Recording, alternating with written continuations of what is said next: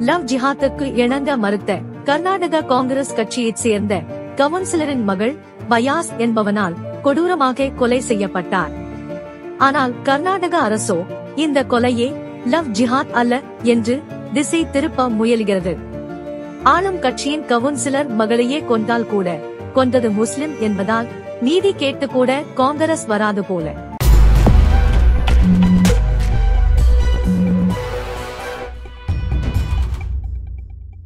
மதுரையில் தேர்தல் பணியில் ஈடுபட்டிருந்த அலுவலர் தலையில் காவி நிற முண்டாசு அணிந்து கொண்டு இருந்ததால் வாக்குச்சாவடி மையத்திலிருந்து வெளியேற்றப்பட்டுள்ளார்.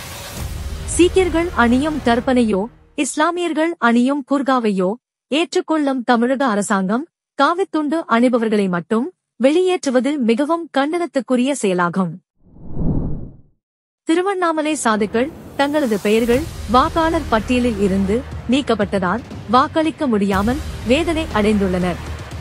இது குளறுபடியா அல்லது திட்டமிட்டு நீக்கினார்களா என்று சமூக ஆர்வலர்கள் சந்தேகம்.